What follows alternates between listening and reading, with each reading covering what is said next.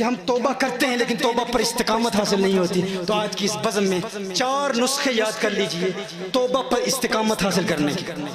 توبہ ٹوٹ جاتی ہے لیکن ان اللہ کے ولیوں کی بارگاہ میں توبہ پر استقامت حاصل کرنے کا پریکٹیکل طریقہ گیا ہے. پہلا نقطہ یاد کر لیجئے جس پر آج الحمدللہ وہ نوجوان جو برطانیہ میں غیر مسلم تھے، عیسائی تھے، ایتھیسٹ تھے، شرابی تھے، شراب کی عادت سے نجات حاصل کرنے کی کوشش کرتے تھے لیکن استقامت نہیں ملتی تھی، آج ان 4 نسخوں پر عمل کر کے اللہ جل وعلا نے ان 9 مسلموں کو عشق مصطفیٰ کی شراب پلا دی. سبحان اللہ.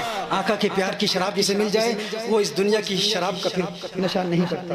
تو پہلا نسخہ کیا ہے؟ سب سے پہلا نسخہ یاد رکھیے بری صحبت سے بچنا.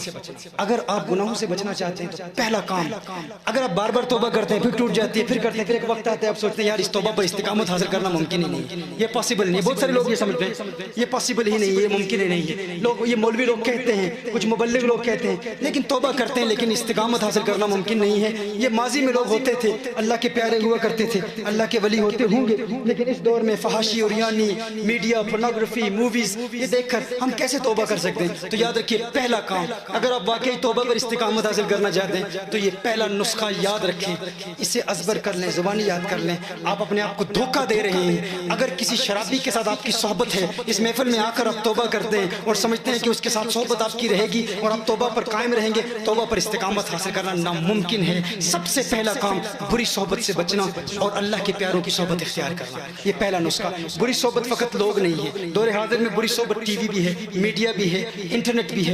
سب سے پہلا کام آپ کو اپنے انٹرنیٹ کو یا تو بالکل ڈسکنیکٹ کر دیں، ختم کر دیں کچھ عرصے کے.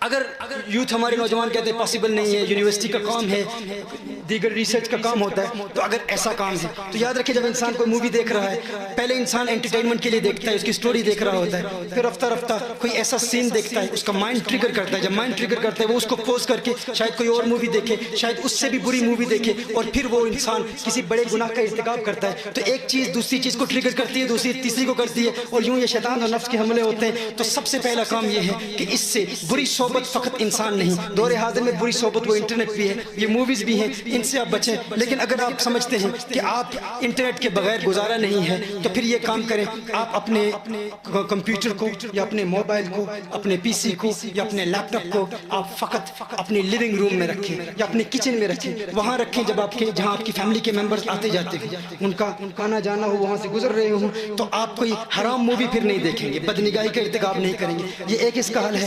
سب سے پہلی بات بری صحبت سے بچنا. دوسرا اہم مسئلہ وہ یہ ہے کہ اپنے نفس کے خلاف کچھ نہ کچھ ہر روز کریں. یہ بہت اہم ہے. ہر روز اپنے نفس کے خلاف. ہماری تحریک کنز الہدیٰ کے منہج میں ایک یہ عمل ہے کہ آغاز کیا جاتا ہے ہر روز ایک کام اپنے نفس کے خلاف کریں. دیکھیے آپ گھر میں آئے ہیں، آپ تھکے ہوئے ہیں، آپ چاہتے ہیں کہ آپ فوراً لیٹ جائیں، آپ ریسٹ کرنا چاہتے ہیں، لیٹنا چاہتے ہیں، آپ کا نفس چاہتا ہے کہ آپ آرام کریں. آپ کہیں ابھی میں نہیں آرام کرتا، ابھی نہیں لیٹتا، میں 1 گھنٹے کے بعد لیٹ جاؤں گا. یعنی گناہوں سے بچنے کے ساتھ ساتھ مباح کاموں سے بھی بچیں. ہر روز کسی نہ کسی مباح کام سے بچتے رہیں. 6 ہفتوں میں آپ دیکھیں گے کہ کم از کم ہر روز آپ 6 جائز کاموں سے بچ رہے ہوں گے. پھر شیطان کہے گا فلاں حسین لڑکی بازار میں گھوم رہی ہے، اس کی طرف نظر اٹھا، تو آپ کے دل میں آپ محسوس کریں گے کہ جو واقعات آپ بزرگوں کی کتابوں میں پڑھتے ہیں، اولیاء اللہ کے حوالے سے اولیاء اللہ کی کتابوں میں پڑھتے ہیں، وہی کیفیات آپ اپنے اندر محسوس کرنا شروع کر دیں گے. رفتہ رفتہ وہی کیفیات محسوس ہونا شروع ہو جائیں گی. تو پہلا عمل کیا ہے؟ بری صحبت سے بچنا. بری صحبت فقط انسان نہیں، انٹرنیٹ بھی ہے، میڈیا بھی ہے اور اس کا حل بھی میں نے پیش کر دیا. دوسری بات یہ ہے کہ کچھ نہ کچھ مباح کاموں سے بھی بچتے رہیں. نفس کی خلاف ورزی بہت بڑا عمل ہے، یہ بہت بڑی طاقت ہے. تیسرا کام، اس دوران اگر گناہ ہو جائے، اگر کوئی گناہ ہو جائے، نماز قضا ہو جائے، اگر جھوٹ بولیں، غیبت کریں، کوئی ایسا گناہ ہو جائے تو ایک کام لازمی کرنا ہے. یہ پختہ ارادہ کر لیں، فل ڈیڈیکیشن کے ساتھ، with a complete commitment, make a firm intention from the depths of your heart that you will act upon this. Each and every one of you, from this day forth, if any sin is committed, کوئی بھی گناہ ہو جائے تو ہم نے 4 رکعتیں پڑھنی، فوراً 4 رکعتیں پڑھنی. 2 رکعتیں توبہ کی، 2 شکرانے. کہ مجھ سے گناہ ہو، کیونکہ ہم انسان ہیں، گناہ تو انسان سے ہو سکتا ہے، کسی وقت بھی گناہ ہو سکتا ہے، لیکن گناہ کے بعد ہمارا رد عمل کیا ہونا چاہیے، ہمارا ریاکشن کیا ہونا چاہیے؟ ہمارا ریاکشن یہ ہے اگر گناہ کا ارتکاب ہو گیا تو گناہ کے بعد ہم توبہ میں تاخیر نہیں کریں گے۔ اب گناہ کے ارادے سے توبہ نہیں کریں گے، یاد رکھیں ارادہ پختہ ہوگا کہ ہم آج کے بعد اللہ کی کرم سے گناہ نہیں کریں گے، لیکن فوراً ہم نے 4 رکعتیں ادا کرنی۔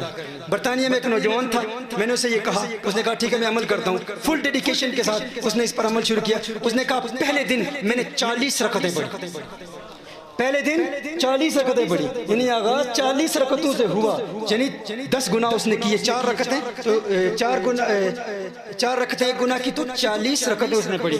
کہا اس کے بعد رفتہ رفتہ دوسرے دن اس سے کم 36 ہو گئی، پھر 32 ہو گئی، پھر آہستہ آہستہ کرتے کرتے اب کہتا ہے کہ اب مجھے کوئی رکعت پڑھنے کی ضرورت نہیں ہے۔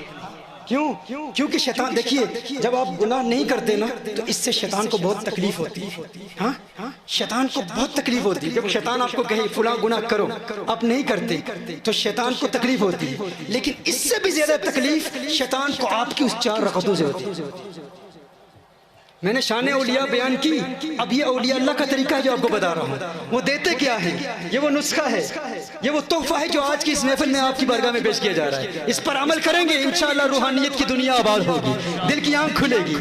ضروری ہے کہ اگر گناہ ہو جائے پہلے تو مباح کاموں سے بھی بچنا ہے، جس طرح میں نے کہا حرام سے بچنا آسان کام نہیں ہے، لوگ دعویٰ کرتے ہیں۔ سب سے پہلے اپنے اندر کی روحانی، وہ لطیفہ ربانی نورانی جو ہمارے اندر موجود ہے، وہ روحانی طاقت، اس کو زندہ کرنا ہے، اور اس کے ساتھ ساتھ کیا کرنا ہے، اگر اس دوران گناہ ہو جائے تو 4 رکعتیں ادا کرنی ہے۔ اور چوتھا عمل کیا ہے، رات سونے سے پہلے اپنا محاسبہ کرنا، ایک لمحے کا تدبر 60 سال کی عبادت سے زیادہ آپ کو ثواب ملے گا۔ ایک لمحے کا تدبر، ہر روز رات سونے سے قبل پورے دن کے اعمال پر غور کریں کہ پورا دن میں نے کیا کیا، پورا دن آپ نے جتنے گناہ کیے ان گناہوں کو یاد کر کے اللہ کی بارگاہ میں توبہ کریں، یا اللہ میں توبہ کرتا ہوں آج کے بعد تیرے کرم سے وہ گناہ نہیں کروں گا۔ پھر پورے دن کی نیکیوں کو یاد کریں، آج دن میں نے اپنی والدہ کو دیکھا، میں مسکرایا، مجھے ایک حج کا ثواب ملا، ہے اللہ یہ نیکی جو میں نے کی ہے نا اپنی قوت سے نہیں کی، تیری توفیق کے بغیر یہ نیکی کرنا ناممکن تھا، میرے اللہ میں تیرا شکر ادا کرتا ہوں کہ تو نے مجھے توفیق عطا فرمائی، آج میں نے قرآن کی تلاوت کی، یا اللہ تیری توفیق سے کی، تیرا شکر ادا کر کے توبہ کریں۔ یہ 4 عمل ہیں۔ پہلا عمل کیا ہے؟ سارے کہیں گے تو مزہ آئے گا، بری صحبت سے بچنا۔ دوسرا عمل کیا ہے؟ کیا؟ مباح سے بھی بچنا ہے، اس کا طریقہ میں نے بتایا۔ تیسرا کام کیا ہے؟ اس کو ہم انگلش میں کہتے ہیں 4 رکعہ سولوشن، 4 رکعہ سولوشن، یہ تیسرا عمل۔ اور چوتھا عمل کیا ہے؟ محاسبہ کرنا، اپنے to ponder over your state, contemplation، یہ دیکھنا ہے کہ میں نے آج جتنی نیکیاں کی ہیں ان پر اللہ کا شکر ادا کرنا۔ لَإِن شَكَرْتُمْ لَأَزِيدَنَّكُمْ، اگر تم اس کا شکر ادا کرو گے نیکیوں پر تو تمہاری نیکیوں میں اضافہ کرے۔